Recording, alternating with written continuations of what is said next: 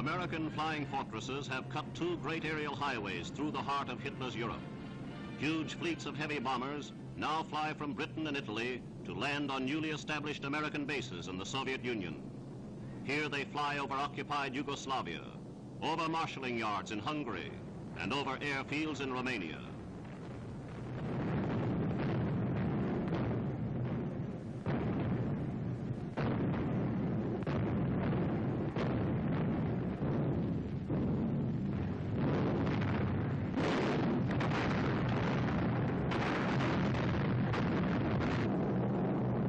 The targets pounded were all chosen by Red Army commanders.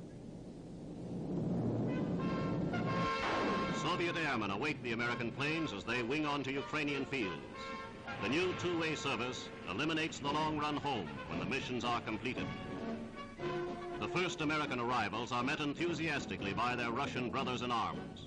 United States Ambassador Harriman is present as General Eaker pins the Legion of Merit on General Perminov, in charge of the Russian end of the service.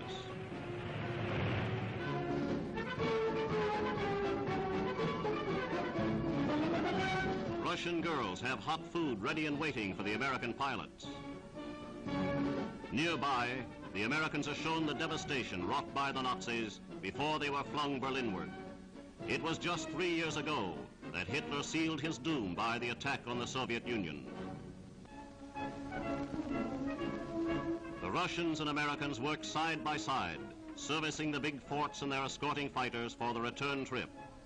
Barriers of language disappear, and the young Russians and Americans ready more and more tons of bombs for Hitler and his satellites. The Red Army entertains its Western guests with a lively show.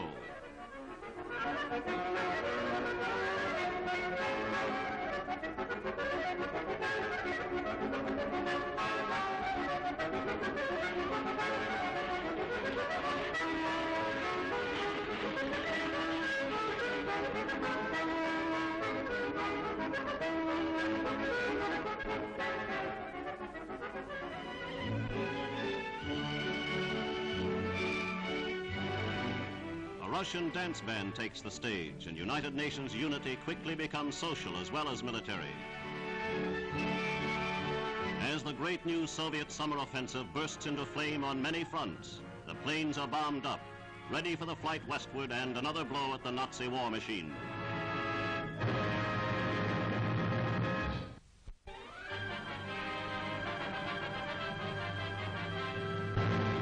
Off the Italian coast, the British Navy carries French troops to the historic island of Elba.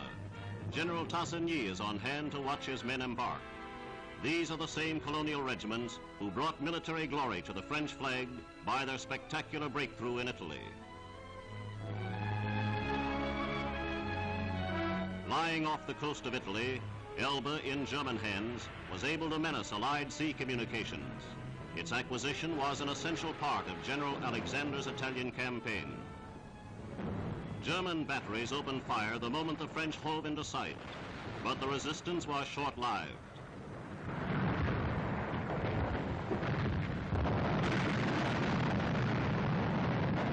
Soon the Allies were disembarking, and the conquest of Elba was soon completed.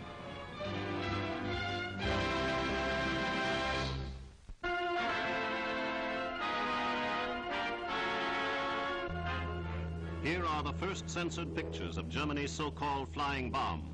Some have penetrated the defenses of southern England. Many more have been destroyed over the sea.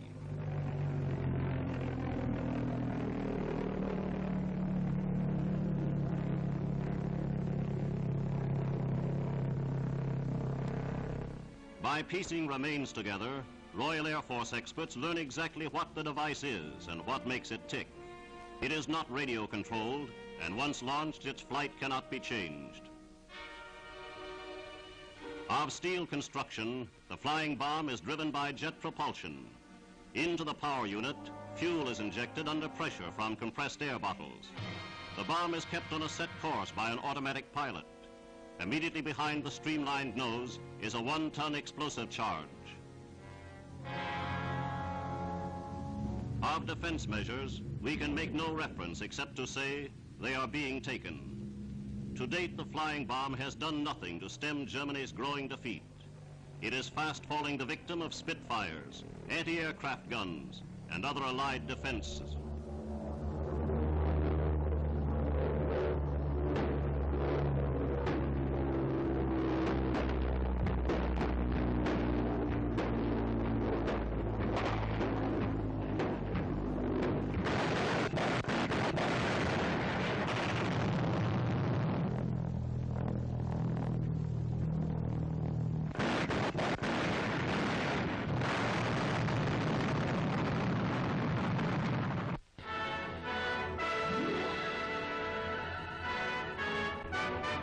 The great American victory at Cherbourg has been officially announced. Coordinated British activity in the southeast made possible the rapid drive into the vital deepwater port by troops of the United States. Crammed into the city were the elements of 3 German divisions. They were ordered to fight to the last man, to hold their positions or be shot by their own officers. But the impetus and firepower of the Allied offensive was too much for the beleaguered defenders. Cherbourg is now a liberated city. Allied machines of war had to be brought ashore on beaches, a situation now remedied by the capture of Cherbourg harbor. The battle-scarred landscape is the price of liberation from Nazi tyranny. A powerful punch is added to the ground strafing by these new rocket-firing Typhoons. Their deadly missiles have proved even more effective than dive bombing. The planes propel their charge at terrific speed. The rocket itself has much greater weight and penetrating power than any shell hitherto fired by fighter planes. An automatic camera records the deadly results of the new flying artillery, a wholly new kind of aerial warfare.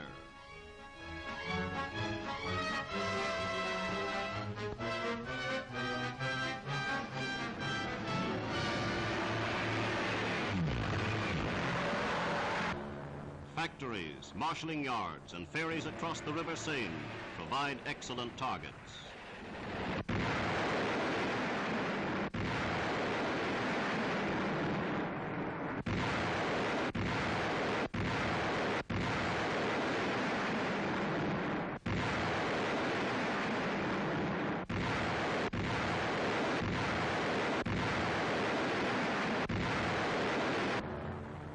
Mitchell bombers also attack rail transport centers.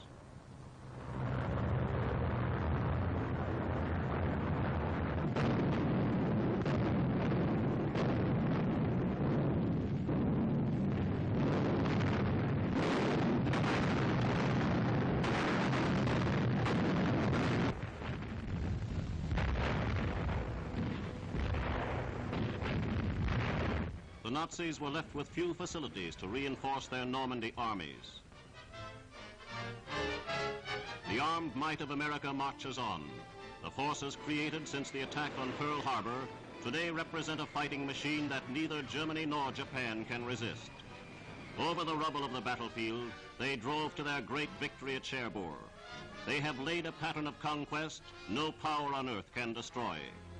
As these pictures were made, 32,000 Nazi prisoners had been taken in the Normandy campaign.